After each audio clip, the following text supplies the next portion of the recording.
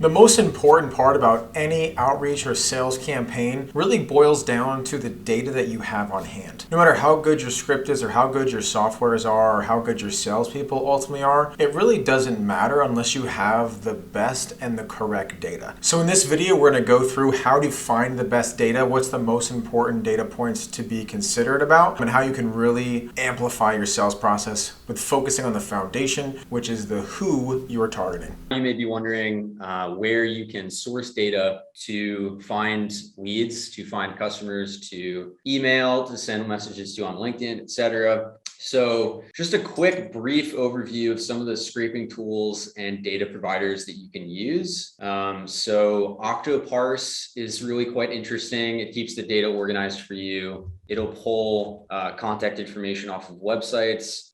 Clean Leads is a white labeled version of sell-sas.com.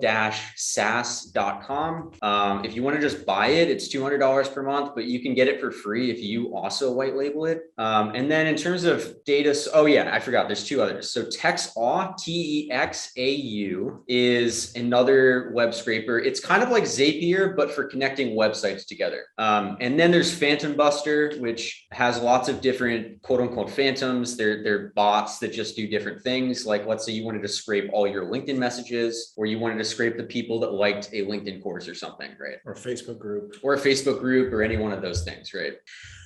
Apollo is another great tool that you can use that's pretty cost effective. Yeah, so for sourcing data, then you've got your data providers. So like Apollo is the cheap but good enough option. If you start at $99 a month is like the professional plan that you'll want. They'll try and downsell you to $19 a month if you try and cancel after a month. Little known hack. Don't listen, Apollo. Don't listen, Apollo. And then you can automate the selection, because it only let you select more than 25 at a time to export. So you can automate that with like Tiny Task or something. Again, don't listen, Apollo.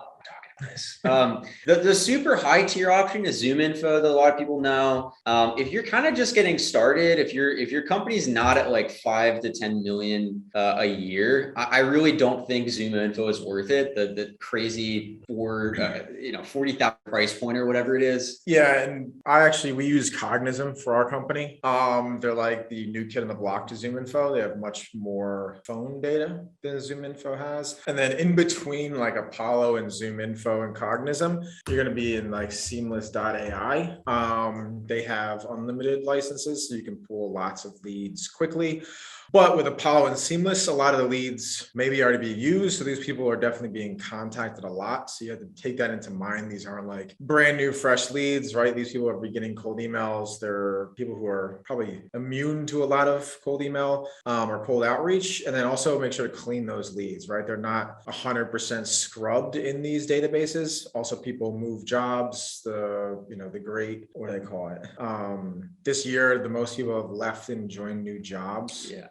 So you'll have a lot of those bounces, which hurt and affect your deliverability over time. So make sure to use like zero bounce or never bounce, or bulk email checkers, the cheap one. Yeah. So make sure you're sending to valid emails. Catch-alls, you can, but if you have to, if you have like a small list, you can probably go after catch-alls, but you never want to be emailing to like info ats or inboxes that aren't managed by the actual person you're reaching out to. You want to actually reach out to the decision maker for sure. Yeah. So no sales at, no finance at. And then, because think about it, if you have that as a business, right? Like, reach out to us at info at, like those emails aren't checked regularly. Yeah. Those are the spam emails. Those are the spam emails. Yeah. Exactly. So, and I just want to reiterate, like, even though Apollo is the cheaper option, it's good enough. You can 100% book meetings and close deals off of emails sent to an Apollo list. Like, don't buy the hype that you need this super fancy, expensive list or whatever. The other one is Sales Navigator. Right? Yeah, so you can scrape Sales Navigator. I mean, well, a guy I know scraped Sales Navigator. I would never do that to break their terms of service or anything, like everybody else does ever. And sales QL is one that, a guy I know would use to enrich the Sales Navigator searches.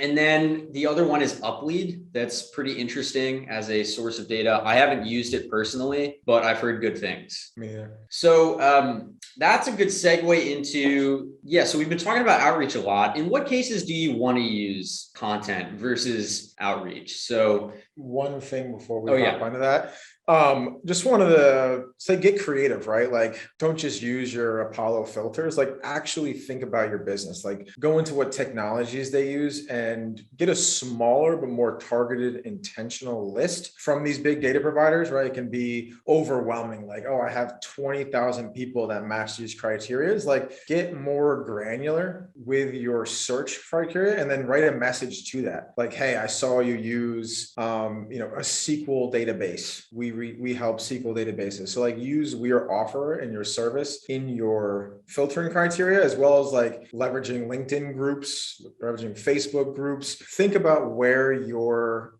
ideal customer lives, where they are engaging, and then reach out to them or find them on the places that they're most active, right? Like reaching out to someone who may not ever use LinkedIn with LinkedIn messaging probably won't get you great results regardless of how good your messaging is. So really understand who it is that you're reaching out to and how is the best way to get in contact. Yeah. So on that front, I mean, there's a lot of things you can do with that. But one example that I think makes things clear is, so let's say you're a LinkedIn automation company and you have a really good solution. The founder of a company I know that does that targeted a Facebook group of growth hackers on LinkedIn, and his connection rates were like 70%. His reply rates were like 80% because he found them where they were at in a very, very specific niche down, very homogenous group, and then spoke very, very directly to that specific grouping with an offer that actually is very relevant to them. So, I mean, you can do it by like maybe they're hiring for a graphic designer. If you're selling some graphic service that, lets them do graphics for themselves, right? So